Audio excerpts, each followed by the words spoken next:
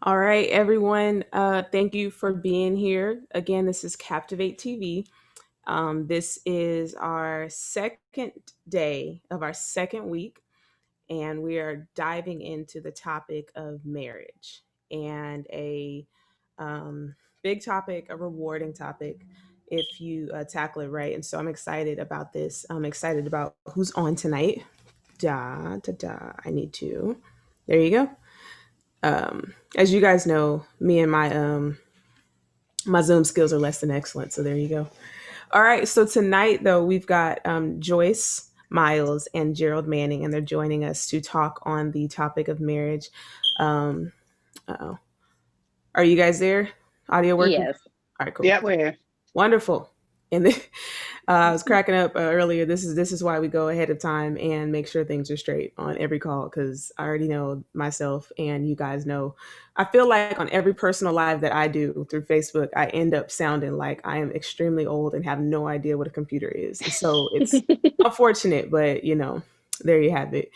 So Joyce is a counselor and she and like I said, you guys are going to see that shared, and I shared it earlier today through Captivate's page and my personal page. Her personal practice, it's called Overcoming Miles. You can find her on Facebook um, under Overcoming Miles, and let's see, yeah, there we go.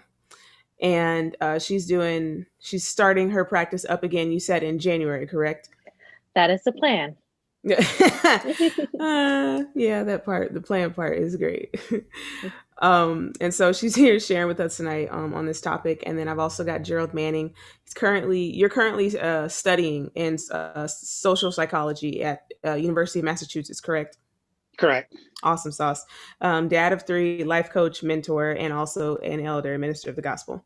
And he does a lot of work with marriage, and he has a group that he is a part of that you are spearheading, Men Under Authority, and also singleness, celebrating singleness. And so a lot of cool work on his side. So like I told you guys last night, let me pull back up this thing. There we go. Like I told you guys last night, those who I have found for yesterday and today, I found through Facebook. I went and found groups where counselors gathered and things of that nature. And they, the cohorts and things, fancy words. But I found these groups and I reached out to the admins and asked if I could share the information. And sure enough, was able to pull in some folks who I'm definitely glad to have met. It's one thing to hear from people it's another thing to find people who are new to your circle and hear from them. But, it's a great thing to have new people to add and, to build onto your relationships and your knowledge. And so I'm very, very excited.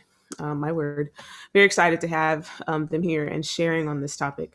I went on my personal page earlier, you guys, and just asked the question, just putting it out there. What's some of the most rewarding things about marriage? And I contemplated asking, what's one of the hardest things about marriage? But I didn't want to just add such a negative connotation to it at first. And so I thought, hey, let's go around the corner and ask what's the most rewarding thing. And I really was thinking about that. And I really feel like just answering it for myself, I think one of the most rewarding things is being able to depend on your marriage once you put the work into it. Your marriage feedback on you, once you feed into it. And in layman's term is what I'll call it. So that was one of the things for myself. But you guys who are watching, or as you see in this later on, shared through Facebook, Instagram, or YouTube, when you watch this, just put in the comments, what's some of the most rewarding things that you can say about your marriage, or some of the most rewarding things you've seen about the marriages around you. So that'll be a cool conversation. Nice try. Cool conversation to jump into concerning the topic of marriage. So very glad for you guys to join into that. All right. So jumping into this, I really do feel that the pandemic has played a big part and made a big impact on folks' marriages in the past few months. Joyce, can you share any on what are some of the things that couples might have experienced or might have, dealt with during the pandemic with the different, type of dynamics going on? What Mhm. are some of the things that couples might have run into during this time? Definitely. Several things have come up over the course of the pandemic. One of them being is, we're at home more. Right. So couples who often only saw each other for maybe 3, 4 hours once they got off of work. And if you had children, getting the children to bed, you maybe have 3, 4 hours where you're interfacing with each other. Now you find yourself being at home all day long, Yeah. working from home, child rearing going on more in the home. So now you're having to rediscover what it's like to be with your partner more. Instead of hi bye, it's Hmm. like hi, you're always there. I hear you chewing, I hear you snoring, I hear all these different things going on that I'm not used to hearing.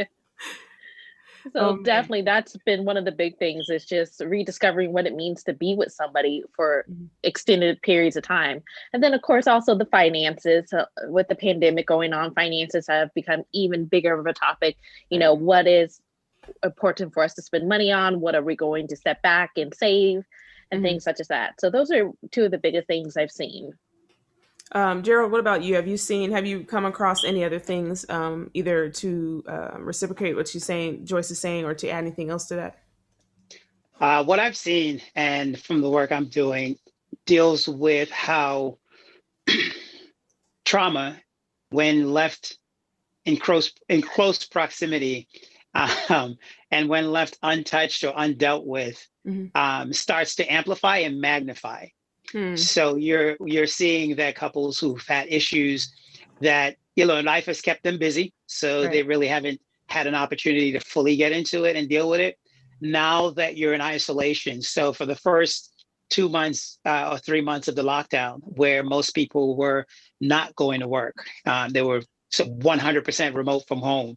Um, they've really had to get to know about some of the things, their inner demons, and Yeah. that's the kind of stuff that I'm dealing with now, because it really started to play. It started to take front and center stage on the relationship. Hmm. Yeah. If you didn't see it before, you saw it now. Yes, Wow. definitely. What are some of the tips, just flowing with this, what are some of the things that couples can do to begin to work on these issues that they're seeing, but while still maintaining the, I don't want to say the pace that things are going right now, because here's the thing about this pandemic. It's like everything is going slow. We're locked inside. We're taking so long, and blah blah blah blah blah. Yet here we are. It went so fast, Mhm. and it's kind of like that crazy just whirlpool of a time warp almost. All the futuristic words, but it's kind of this crazy conundrum of time, and I feel like it can play tricks on your mind to say I have to get things done, and then when you're done I have no time to get anything done. It's the both sides of that. What are some ways for you, Gerald? What are some ways that couples can can start to attack and start to really dig into these issues that they're seeing now that they weren't able to experience before? The biggest thing that they can do is to take the opportunity to lean into the curve. I Right. call it leaning into the curve. Coming out of this pandemic, there's going to be a lot of filed divorces. There's going to be a lot of estranged Man. marriages, separations, and whatnot. So, taking the opportunity now to start the work, right? If you start the work now, you're going to be able to lean into the curve. Vulnerability is number one. We have a fear of dealing with our past, right? And our mind creates these defensive mechanisms, things Yeah. that we do to protect itself, right? Right. Particularly when you're a child, it does this because it needs to protect it from being fractured. Yep. So when you become an adult and you haven't dealt with any of those things, Hmm. or you've piecemealed your attempts of dealing with them, they're going to manifest within the relationship. Right. So being vulnerable enough to say, look, I know I've got some issues.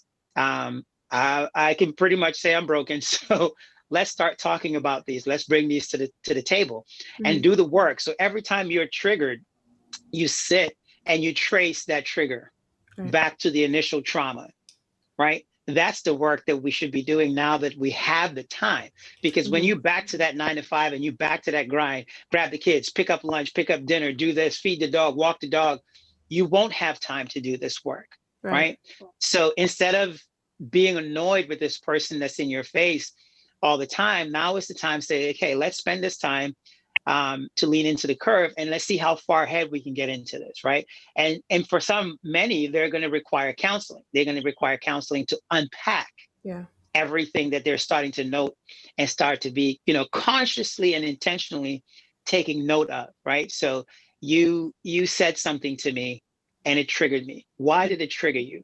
Because something was done to you as a child, right? You were told that you're too loud since you were a child. So the moment your partner says something, be quiet.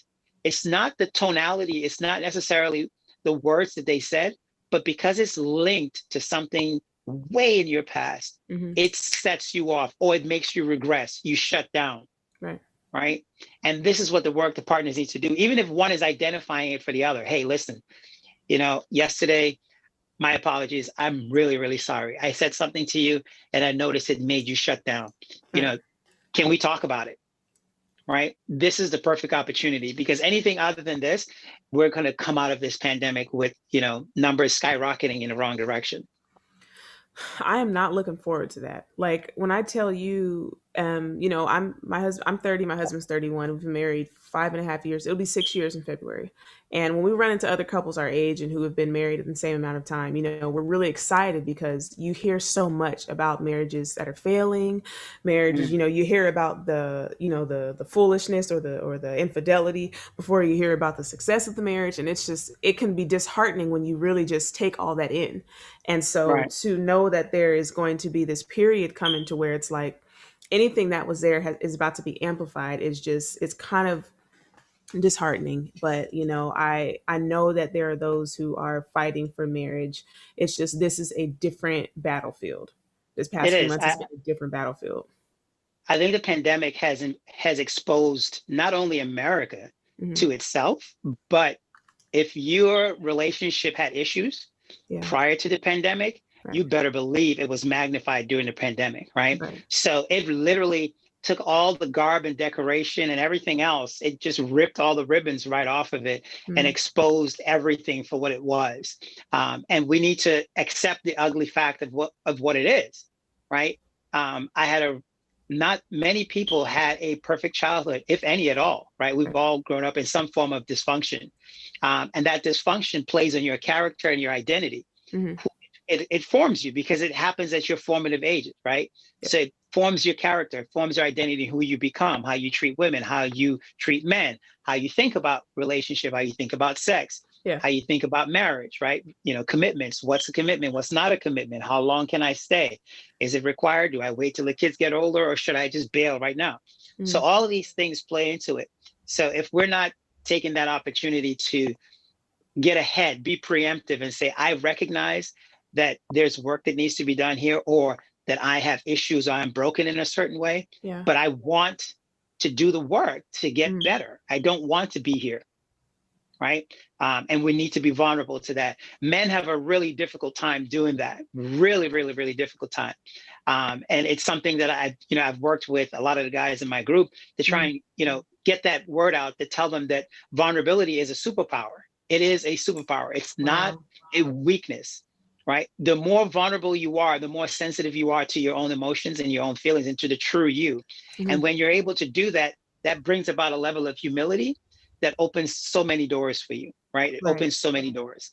When you're proud, when you have pride, when you have ego and all of these things that get in the way, you're masking, right? You're covering things up. You're sublimating, you're regressing, you're doing all of these defense mechanisms to cover things up that you don't want to deal with. So it's the work. It has to be done. Joyce, what are some of the things that have already been said, or haven't been said? What are some of the things that make vulnerability for men and women so difficult? I think it goes back to what Gerald was saying. It really goes back to our childhoods, whether or not we were taught to be vulnerable. Being vulnerable is a learned behavior. It's not something we just know from the time we come out of the womb. We have to be taught to be vulnerable. So if you grow up in a household where, when you go to express your emotions, you're shut down, you're teased, you're ridiculed, you're not going to be vulnerable. So it's just really learning how to be vulnerable once more, and knowing that, like Gerald said, it is a superpower. Being vulnerable with somebody is such a asset, because then you're able to truly get down to the root of an issue and build successfully from that. Yeah. And I do just want to say, with everything that's going on in the pandemic, I would say people are reaching out to do that work and do that help. Calls for counseling are just skyrocketing. I talk to my different friends who are counselors, and they're booked. They can't take anymore. Nice. So people are reaching out for that help, individual counseling, family, marriage. They're doing it all because they recognize we can't ignore these problems because they're staring us in our face and we can't escape. Wow. I love to hear that. Like, I hate that it took a pandemic. I hate that it took, deaths. I hate that it took, financial, racial, political issues, all these things. I really don't. I hate that it took that, but I'm so glad to hear that from your point of view. From my point of view, I can't tell because I don't have that many counselor friends to say, hey, let me see your numbers. But it's cool to hear from you and to see that there are people who are looking for that and who know that they need that. Because then that lets me know that you were slightly aware ahead of time. Yes. Sorry, I didn't mean to cut you off. I belong to a group, and I'm sure one or two of you are also in the group. It's called Black Therapists Rock. And daily, I'm seeing posts. Hey, do you guys have, anyone know anyone in this area, in Fort Lauderdale, in Texas, in, Omaha? And I'm talking about some of the most remote places, not cities. So it's the word is getting out there, and the conversation around mental health. I think there's been a lot of stigma around the conversation of mental health, where because we consider mental health only the clinically diagnosed situations, that we stigmatize it, right? So if you say that someone has mental health issues, then they're considered defective, right? But if you're bipolar, under the radar, and you're not diagnosed, right? If you have anger management issues, if you're overly defensive, these are all mental health issues that you're dealing with. If you struggle with anxiety, these are things that are not necessarily always diagnosed, but it's a mental health issue because it's not at the normal rate or percentage that's manageable. And we're hearing more and more and more about people, needing therapy, and they're going to life coaches. They're going to people who are, structured, developmental individuals, professional individuals that are offering services. Right. So therapists are booked and they're reaching out to the other branches of where they can find help. Because they got so much to handle. Yep. Wow. And I would definitely say when we think about mental health, we need to think about it when we think about physical health. When we say we're working on our physical health, it doesn't mean, I'm sick right now. It just means, hey, I want to get better. So when we think about our mental health, it doesn't mean that I'm sick, I have a diagnosis per se. It just means I want to do better. I want to have peace. I want to have joy. I want to have happiness. Right. So think of it that way. I'm a huge child in heart. And so I'm going back to cartoons in my head, and I'm thinking about, all the overachiever kids in any cartoon who said they're working on their grades. It's not because they had zeros. It's because they wanted to have a higher grade from wherever they were. So yeah, that makes sense when you phrase it like that. And for some reason, Phoebe from Hey Arnold came to mind. She was always just trying to get to mine too. So Phoebe Heyerdahl, she just was always trying to, she went to the 5th grade, that went, or the 6th. I know all the episodes, sadly. That's my go-to. But don't, on this topic, my husband can't stand how many cartoons that I watch, but here we are. So from in your standpoint, from your standpoint, Joyce, I'll ask you, what are some things that couples can do to, and I know we started to talk about it, and you mentioned, I think Gerald mentioned dealing with inner demons and starting now and really becoming vulnerable. If I had a pen and paper and I had step 1, 2, and 3, what is something that I can add on that list that would really help perpetuate improving my marriage after it has been affected or after things have been exposed during this time? Right. So I'm a big proponent of boundaries. In a marriage, a lot of times people like to say, we're married now, we have no boundaries. What's yours is mine, what's mine is ours. That's not healthy.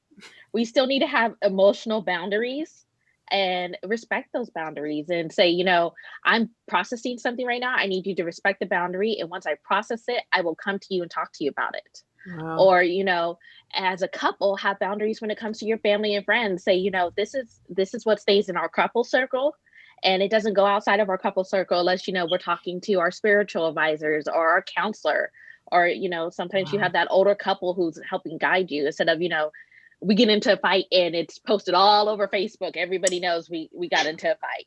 No, no, no, no, no, no, So no. having Terrible. those boundaries, not only as, you know, individuals, but as a couple, but goes back to also communicating those boundaries. Boundaries don't work unless we adequately communicate them. So we can't just have a boundary and expect somebody to know it. We have to have that boundary and express it. Say, you know, hey, this is a boundary. And Yeah. also be willing to negotiate those boundaries, because sometimes what works for me doesn't work for you. But if we're going to have a successful marriage, we need to negotiate our boundaries and say, okay, this is what works for us together. Yeah. So I may need, you know, 3 days to process, but you're sitting over there going, okay, they're going to divorce me. So instead, you know, we have to come together by the end of the night and say, okay, this is where I'm at. Yeah. Game plan. Yeah. Mm-hmm. Most def. It's funny you mentioned that. It's not funny actually. I take it back. It is. It is. It's cool that you Interesting. mentioned that. Yeah, because last night we had the discussion on family dynamics, and that was one of the things that came up with Chanel, was about how growing up, you know, you might have been in a household to where the parents kind of discouraged you to have independence. And so when you get older, you either do the same thing, or unless you dealt with it, you're going to slingshot and be like, well, I'm just going to do the Right. entire opposite. And so looking at that, taking that family dynamic, and then you go get married, and then here you can't understand boundaries. So it's really cool, and it can be scary if you don't catch it and you don't get help on sorting it out with what you're saying, to see how all these things play together and connect. It is such a string of connected events, like or as the movie would say, series of unfortunate events. It can be Yes. unfortunate, but it can really bring a lot of clarity to people's minds to, well, how did I get here? How did I become this person? Why is it that I do this? Well, go back and look. And then you can kind of see these events stacking up. And like you're saying, going back to what you are directly saying, these boundaries, I didn't think, I wouldn't think that that is something that you would want to say off the bat. You're like, oh my, like you said, oh my gosh, no, we share everything. Everything Mm-hmm. is, we need to do everything together. Don't leave me, you know, all that kind of stuff. And you don't think that that would backfire, because let me ask you this on this. Why is it that people can be hesitant to boundaries? Is there Um, a deficiency in them, or is there a multitude of reasons? Like, tell me there's that. definitely a multitude of reasons. Right. One of the biggest things is, especially in American society, we're taught once you get married, you're exactly one, you're enmeshed, and you don't have anything outside of that couple relationship. That's not healthy, because we need to have more than that. It's just Right. recently in our society that, you know, your marriage was supposed to give you everything. It was supposed to be your best friend, your lover, your confidant, and everything. Whereas before, now we had these multiple people who had these multiple roles. Right. So Right. we pushed against that, because society tells us, no, we need to just be everything to everyone out all the time. Hmm. And then also, when you think about your family of origin, the family you grew up in, you play those roles out. So if you grew up in a family where you were expected to, you know, have your doors open all the time, if you were sad, you had to tell them exactly what was going on right then and there as soon as it happened. You're not taught to, you know, take a step back and process. Yeah. Or on the other end, if the doors were always closed and nobody asked you what was going on, even if you were sitting there bawling, you were taught to, you know, Just what deal with I it. feel is not important. Hmm. Wow. Just by not diving into it, what I feel is not important. Wow. Gerald, anything to add to the topic of boundaries and just how they play out in marriages? Yeah, two things. So the first one is, one of the biggest, or the challenges, one of the larger challenges I see with marriages, is this idea and notion of not being whole before you get into this union, right? The Amazing. concept that the other person is supposed to complete you, right? From a spiritual perspective, as a minister, I'm always advocating for the person to have their identity through their relationship with God. Right. When you know and have formed your complete identity and you have been given purpose, you understand who you are as an individual.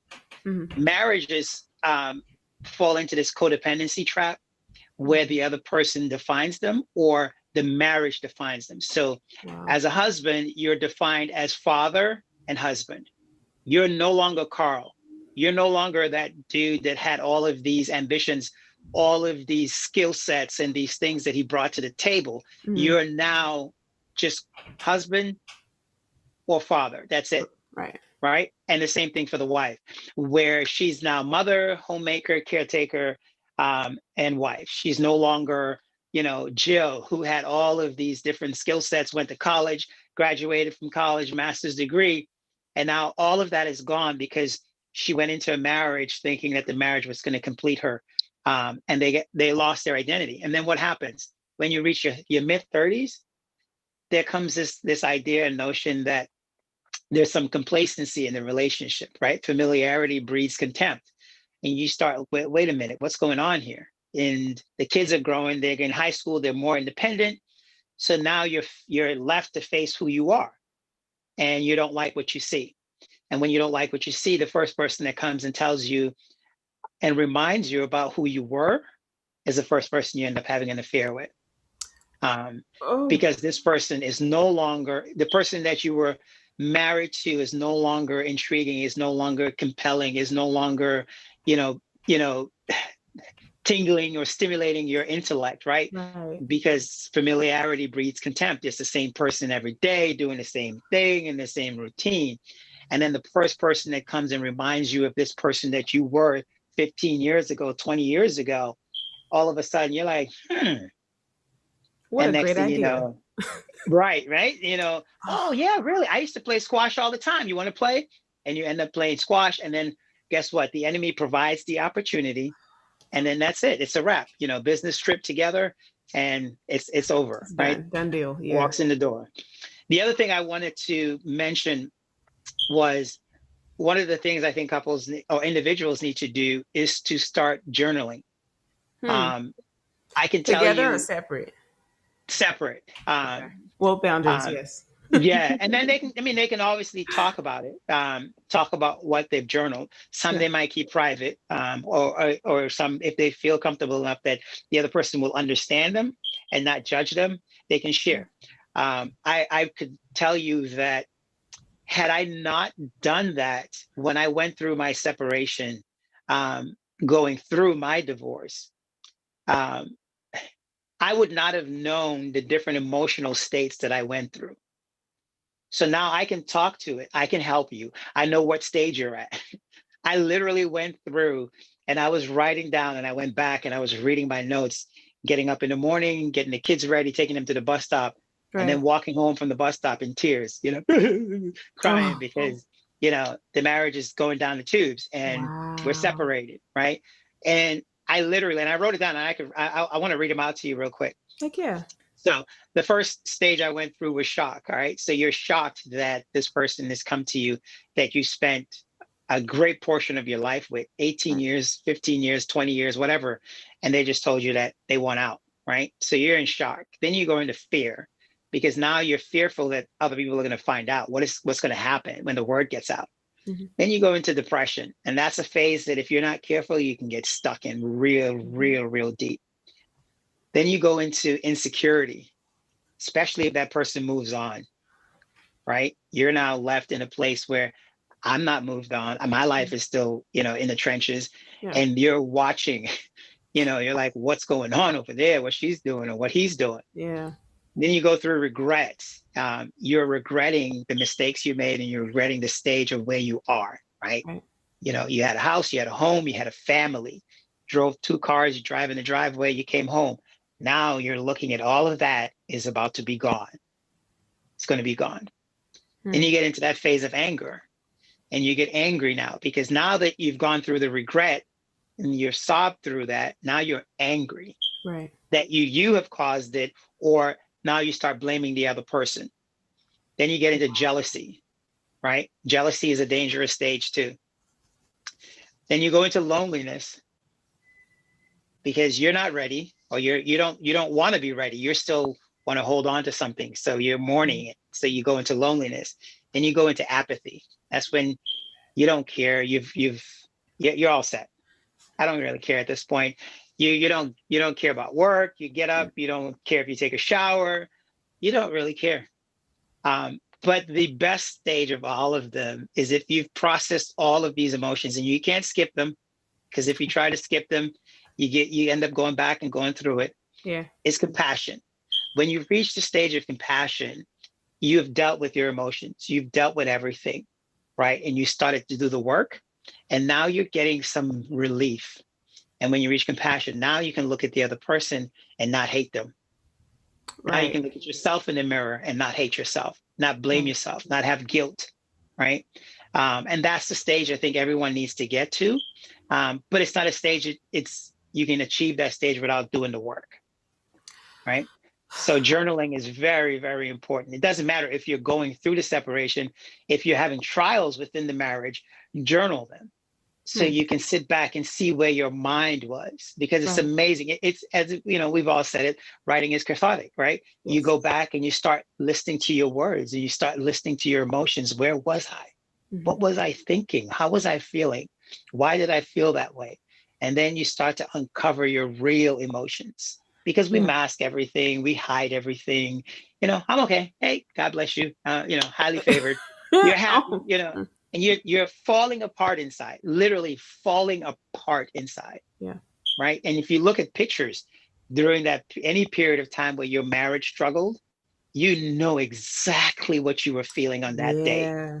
Exactly what you were feeling that day. The face you put on for everyone, that wasn't really who you was that Yeah. day, Yeah. right? So that's why I think it's important to journal.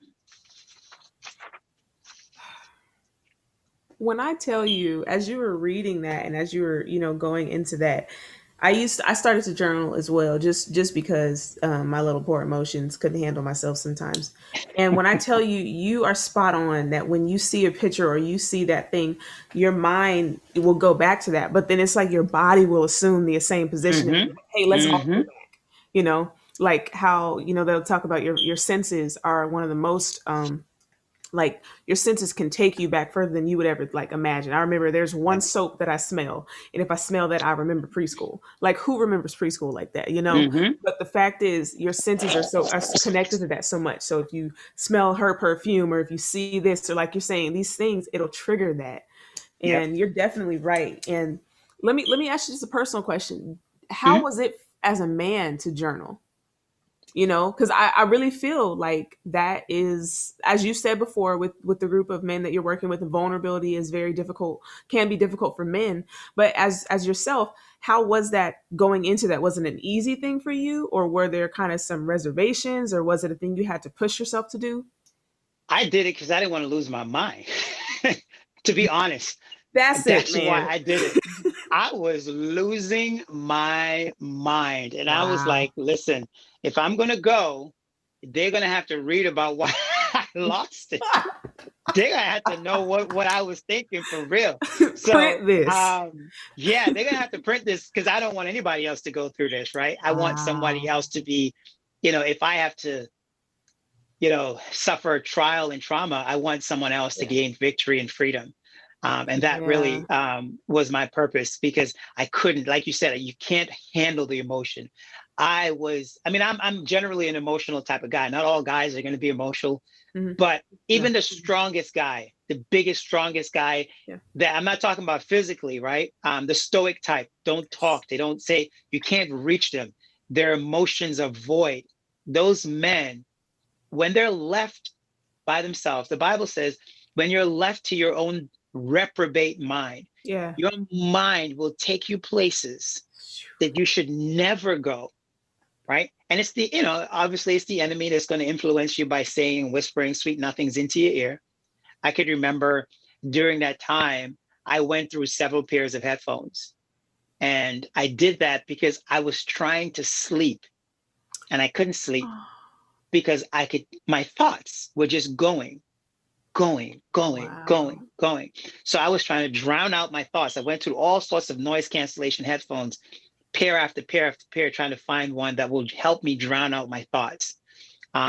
So that's why I started writing. I couldn't not, the emotions were there. and I couldn't get rid of it. I couldn't drown it out. I couldn't do anything. So the only way that helped me was to release the emotion.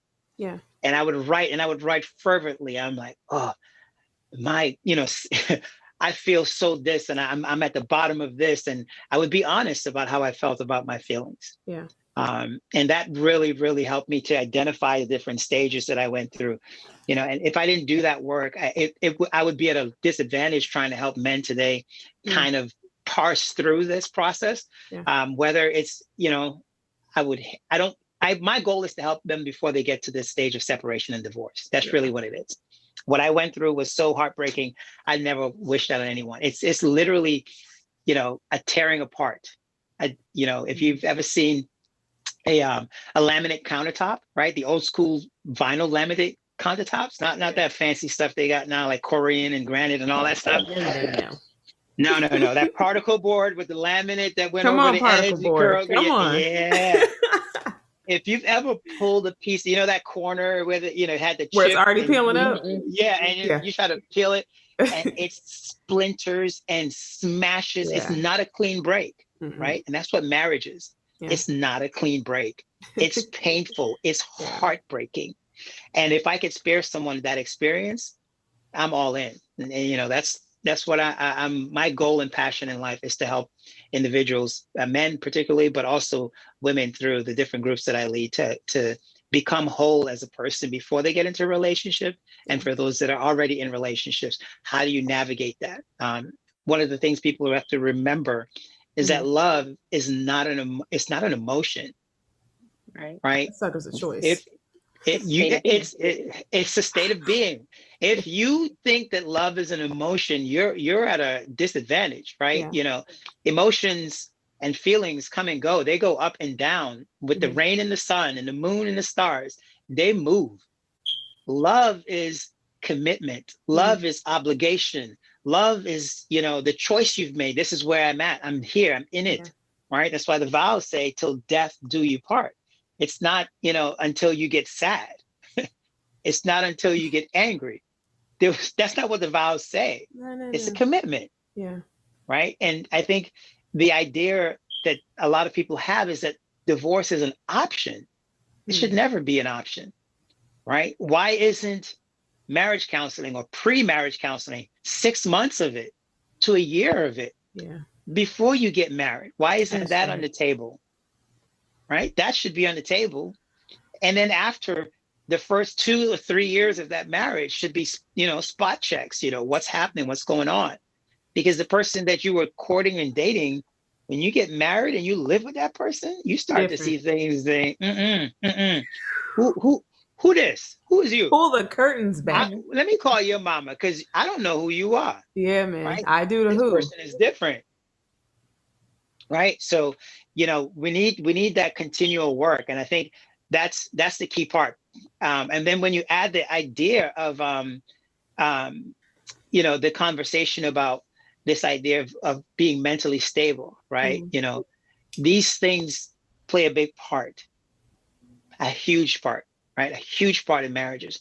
I have low self-esteem, or I have an issue with abandonment theory, these things that happen when they were children, and now they're in relationship. They were fine through the dating period because you weren't that intense. You weren't that intense. But now that you're married, oh Lord, it's a free gate. Now everything comes out. Everything comes out.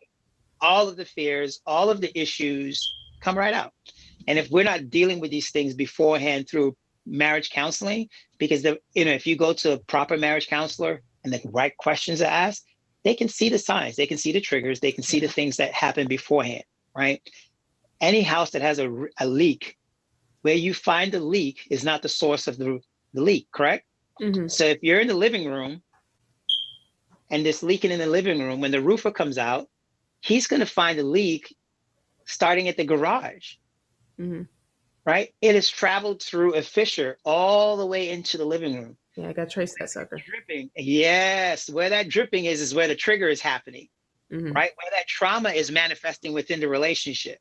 So now you've got to trace it all the way back to the garage to figure it out. If you do a lot of that work ahead of time, you go into the marriage knowing that this is where I'm at, this is the work I'm doing, and this is the journey I'm on. On that, Joyce, what are some ways that couples, if they did not, well, if they did or did not do the premarital counseling, my husband and I did, and I wish, it was great. I wish we could have done more. I love counseling. It's like cookies. Just yes, I'll take all the the counseling cookies I can. Um, who does this? What are some ways that couples now, today, in this pandemic time, in where we are, what are some ways that they can, maybe some exercises or some prompts or whatever, things that they can do to identify these leaks, as Gerald said, and what are some things they can do together or separate to benefit their marriage to trace this leak back to the source? Right. So again, I'm a proponent of premarital therapy. I believe in it. I counsel people through it. So I'm with Gerald. I think everybody should do it. My husband and I did premarital therapy, and it's the lifesaver, really is. And I also, like Gerald said, checkups. I believe in checkups. Just because there's not a problem going on at that time doesn't mean you can't have a checkup with your therapist just to make sure, hey, we're struggling a little bit in this, or I want to do this better.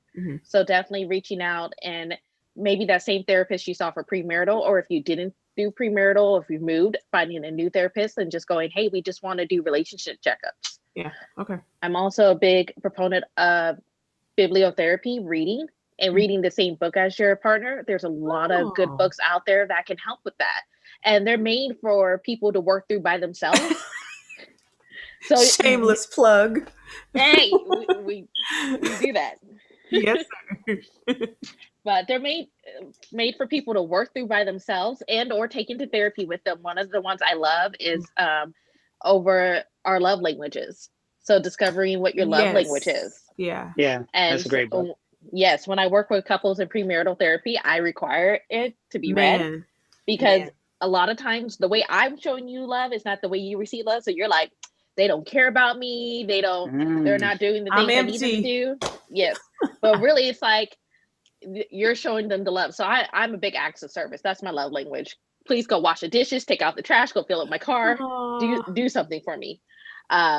Whereas my husband that's not him.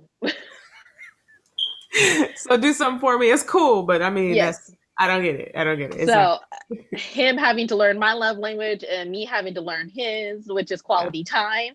So just doing that. So that's doing the reading and reading it together and coming and discussing it, like I said, and also bringing it into therapy and talking about it. Most definitely. So those things are definitely helpful. If you're currently married and you did do premarital, or you did premarital, doing relationship checkups also. And then I'm a big proponent of scheduling quality time, whether or not that's your love language. If you're not spending time with each other, how do you expect to heal anything or to make anything stronger? Correct. So scheduling in that time, I don't care if you have to both sit down with your phones and look at your calendars and say, okay, the third Saturday of the month, where the afternoon from noon on is ours. Wow. And scheduling, a babysitter if you have children, or reaching out to family saying, hey, I'll watch yours this weekend if you watch mine. So me and my significant other can have this time the next weekend. That works. But you need that time together. You can't grow, you can't heal if you're spending all this time apart. And that's one of the big things the pandemic brought to light is people thought things were okay because we're spending all this time apart. We're at work. We're taking the kids to their activities. We're spending time with our own personal hobbies. But now that we don't have that, we're realizing it's not okay. And we need to work on these things. Do you know how many people have been shocked by understanding the time that they spent has not been quality time? And not even like a shock. I'll just say, sure, I'll call it a shock, because if you're going, you just don't know. Like what is the definition of quality time for Gerald or Joyce? What is the definition of quality time? I would say, in order for it to be quality time, it has to be intentional. It can't just be, hey, we're both sitting on the couch and we're flipping through Netflix. That's not quality time. That's Netflix and chill. Yes, that's Netflix and chill. And that's two people being in the same space, but not being there together. So quality time is very intentional, saying, I am with you in this moment. And that's quality time.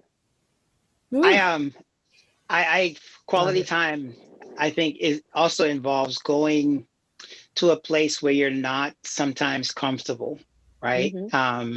Where you're doing something that's outside of your comfort zone together as a couple, right? So, and I mean, I'm not talking about, deep stuff. I'm just talking about, like, if you've never painted before, you guys do a wine and paint, right? Together. You've never done that before. It's out of your comfort zone, and you go and you do it together, and you discover how fun that activity is and how you rediscover each other, right? So when you go to that vulnerable place and you do it together, there is no pretense, because when you're dating, it's all about pretense. The guy's got to be like this, the women are like this, and they're pretending that they're 100, they got it 100% together, right? He's got it 100% together, she's got it 100% together. He's running game, she's running game. They're running game on each other, right? Now, what happens when you have to now, in the midst of a pandemic, get to know each other, really figure out these things about each other? And this is why I think the vulnerability thing is so important. When you go out there together and you share that moment, I think it creates camaraderie and it creates strength, right? It's a bond, because you're willing to do it as well as me. You're not playing me. You're not putting me out there. I'm not the one walking the plank by myself. We're both doing it together. And that creates a great union. Definitely. And I like your idea of what you said, doing something outside of our comfort zone, because that requires you to be intentional and present. Because if you're doing something that you're used to doing, so you guys are used to cooking dinner together, your mind is like 200 different places, like, oh, I can be here, here, here, here, and here. Whereas when it's something new, like you said, painting and wine, well, I have to focus. I have to be here. I can't be scrolling on Facebook at the same time. I have to be here in this moment because I haven't done this before. So it forces you to be present. And you see some of the most cute, you'll notice that blush or that cute smile that you haven't seen in like forever and a day, because the person is not in their comfort zone and they're doing something different. And that's why I think it's important to do those kind of activities together. It's funny you mentioned that. This is so small, but it's so on point with what's happening right now. My husband and I were watching, we had started watching some new show that popped up on Netflix, and it was a series. And so we were first watching it together, and I said, oh man, that last episode, I can't wait to watch it tonight. So I'm thinking we're going to get there. I watch it together. I get home. He's watching it the first half already. They're going to say, I'll rewind it. We'll watch it together. I said, how dare you? Because it's not the same. And I think what you're saying is really bringing light to why something as simple as let's watch a movie that neither one of us has seen together yet. Yes. Because I know that your reactions are real and you know that mine are real. And so we get to experience, oh, you're excited. I'm excited. How crazy, so it's really cool. Yeah. It's the authentic, the authentic moment, right? When you have that experience, that's really the value, because now it's a new shared experience. It's nothing fake. It's nothing you've done before. It's not routine. It's not you're changing the diapers with half sleep, doing this thing, you toss it, you're doing something together that you've never done before, or you haven't done in a long time. So you get to glimpse this person. You're like, wow, that took me back about 15 years. That was high school right there, right? And full circle, you mentioned early on that familiarity can lead to contempt. And I think that kind of getting in that coast to coast doing it and then dropping in something that we haven't done in a while, that helps to bring back and to spark. And you know what, how you said the person who sees that, hey, you should do this, or hey, you should tap into that for their identity, that person can become the spouse. You can have an affair with your spouse. I hate that phrase. I'm sorry. I really do hate that phrase, because I'm like, take the affair word out. But when that person, I feel like that would be so dope if your husband, your wife would be the one to re-spark that in you. And it doesn't need to come from outside the marriage and disrupt and break the marriage, Correct. A full circle thing. Yeah. Intrigue or stimulation, mental stimulation, we don't really count it, right? We don't really count it. When you get into, you first met the guy, you're like, oh, he's so smart, he's this and he's that, and you're sitting there daydreaming about him, right? Uh-oh. Year number 7, he ain't bleep bleep bleep, right? Lord. That's what happens. That's familiarity breeding contempt, right? How do you create some sort of stimulation that keeps the relationship on a level where I intellectually stimulate you, you intellectually stimulate me? That is very, very important. We don't count that, and I you don't have to be professors, you don't have to have PhDs and all of this stuff to be intellectually stimulated.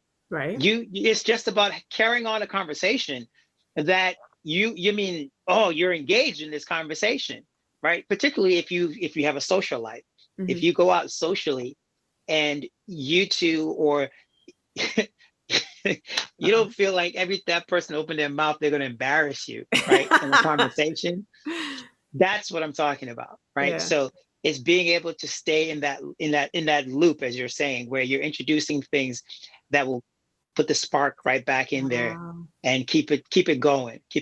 Because if you don't, it's just going to become a whole hum marriage where you're just drones, you just, and you just, you get up in the morning, 5 o'clock, 6 o'clock, whatever time you get up, get the kids ready. Come on, let's go, brush your teeth, get ready, do this, do that. And you get them off to school, and then you driving to work, drinking your Dunkin' Donuts on your drive, get to work, putting on your makeup in the car as you're going, you get to work, you do your presentation, you do this, you do that, you get out of work, you fly to the Stop and Shop, you get your groceries or whatever, grab the kids from school, fly home, he comes home, he didn't say nothing, he didn't say, hi honey, how are you? You're pissed off, you're cooking dinner, you're slamming the spoon in the pot, you're pissed. Oh God, spaghetti sauce everywhere, Lord. Everywhere. He's not picking up on anything, right? He's clueless. He's just waiting for his meal, right? And I'm tapping into patriarchal stereotypes, right? But I'm just saying it can be, the roles can be flipped, right? I got you. And it happens. You just get into this routine, and you can't wait till the kids to go to bed. By the time the kids go to bed, when you were thinking about having sex, you're tired, he's tired. Out the window. You're both sleeping. Sex life is done, right? Done. Kids ruined sex life. Now, how do you manage that process? You have to, because you're still a person. You still have drive. You still have hormones. You still want to be intimate. You're not 72. And even if I was 72, I'm still getting it. I don't care. Put it on the table. Let's do it. It's on the table. As long as your hip ain't broken, my hip ain't broken, it's on the table. We're figuring this out. Exactly. So these are the kind of things that if you're not working on these things within the marriage, your marriage is going to struggle. Yeah. It's just plain and simple. It's going to struggle. And I've seen so many of it. It's hard. It's hard. Man. I think one of the biggest things though is recognizing your spouse isn't the same person you married a year ago, 5 years ago, 10 years ago. So a lot of times we look at our spouse, and the reason we don't want to shake things up or do anything different is like, well, I know you, I know what you like, I know what you dislike. What do I need to talk to you about? Where in truth, we're consistently growing and changing. So recognizing that person that you married 5 years ago isn't the same person. Their likes have changed. Their dislikes have changed. They've grown in some way. You've grown in some way. So you've got to sit down and talk. You've got to spend time with each other, because they're not the same person. And that's where that spark could be reignited, because it's recognizing, wow, you've changed. Let me get to know you. Oh my gosh, you do this new little thing with your hair or something, or what your personality has shifted, and I like it. So it's looking at your spouse as they're continuously growing and changing as a person, and you're growing and changing. So you got to keep on getting to know each other. Wow. Because that person you thought you knew was, 10 years ago version, and you don't know this version in front of you because you didn't take that time. Yep. I have 2 exercises that I recommend, and one is a deep, heavy one, and then one can be lighthearted. So one of them is the partner plays the other partner. So you sit down together, emulate me. Do me, and if you do the whole 9 where they dress up as you, walk in the room, it's even better. Do the voice and everything, right? No. It's a kick, because then you get to see yourself from the other person's perspective, right? How they see you. That's a great exercise to kind of get into the mind of the other person, but also being intentional and doing something that puts vulnerability on the table, because now you have to risk the other person portraying you, right? Yeah, man. But it can be funny. As long as you do it right, you can hit some moments where you'll get some laughs out of it, but it does leave you a perspective. But if you don't do it with writing notes and takeaways and homework to come back and work on, it's not going to be effective, right? So that's Ah. the thing about that exercise. The other exercise is sit with your partner, particularly men, and ask your partner, do you feel safe? And I don't mean physically safe, but do you feel safe in the relationship? And I asked my ex-wife that question twice, and she said no. And each time she asked me, my heart fell and sank, right? And I would go into this frantic mode of trying to figure out what to do. I'd read, I'd do this, and God, today I'm going to be different. And 3 months in, I was back to the old me, No. right? And back to the old routines, and back to the same cycles, and doing it over and over and over again. So when you do that exercise again, that is another exercise that you have to sit with pen and paper and really talk it out, right? So why don't you feel safe? What things are you saying emotionally you don't feel safe? Are you saying financially you don't feel safe? Is this home secure? Am I providing the cover as the spiritual leader of this house? So are you saying you don't feel spiritually safe? You don't feel covered, right? That's my job as the man of the house. So these are the questions you ask to determine what the other person thinks of you, right? And whether or not you're being competent in the role that you're supposed to fulfill. So those two exercises, I think, are really, really important for relationships. It's a reality check for relationships. One is a little more fun. It's a little less intense, and the other one is a little more intense, depending on how much trouble the marriage is in. Sometimes you got to go straight in. So, Jeez, man, my heart how when the teacher's like, hey, all right, so today we're gonna, and she's gonna say, have a pop quiz on the last 60 chapters, and you're just, your heart's gonna drop because you're like, I'm not ready for this is a lot. oh yeah. And then you said, sit down and ask, are you safe? That's just like big words. Like that's Brace a big conversation. Yeah, that's not something you just jump into, in house shoes and say, let's eat popsicles and talk. Like that's not it. I we're at our close right now. I want to go on 3 more hours, but guess what? Joyce is a mom, I'm a mom, Gerald's a dad. We got to go to sleep. So I've been so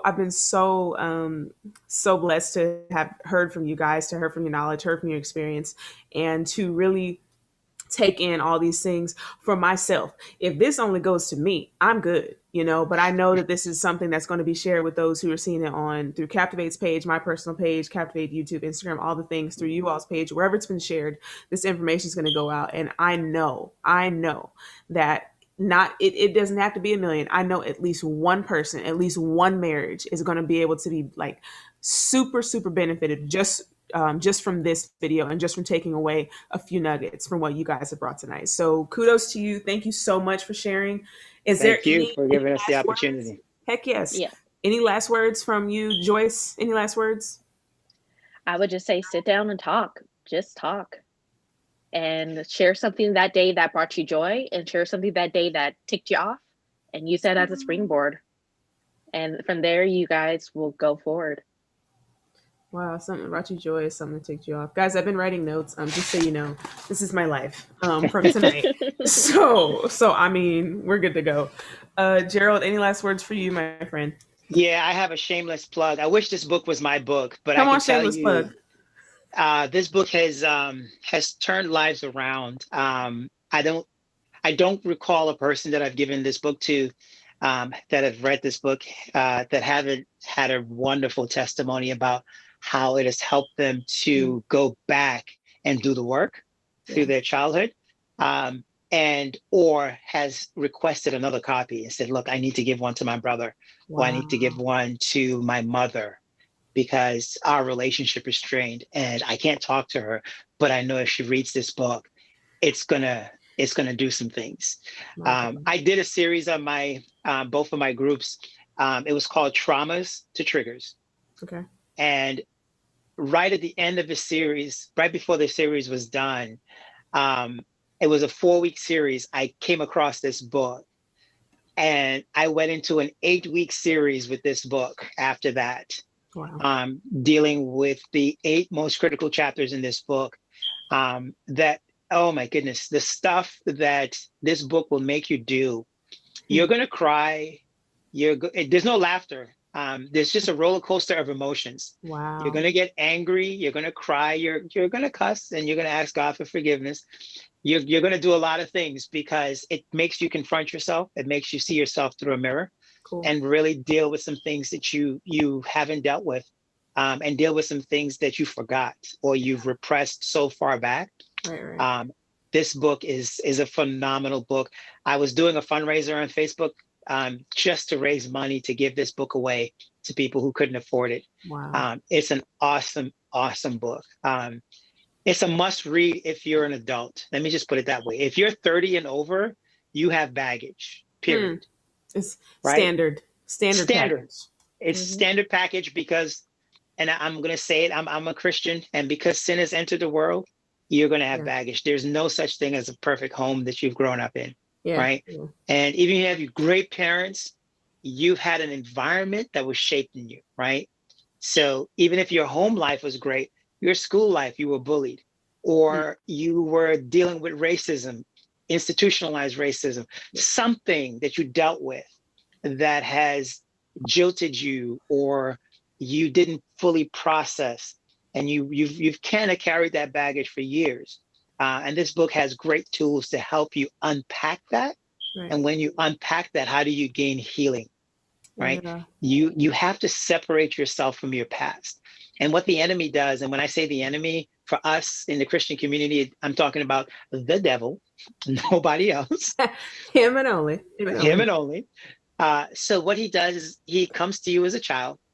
And if your trajectory is to discover purpose and live a life that's a good life, your trajectory is straight, right? So you're going, as you grow and you get older, you're going straight. But the enemy comes and does it at an early age as a child. He kind of, 1 degree off. Mm-hmm.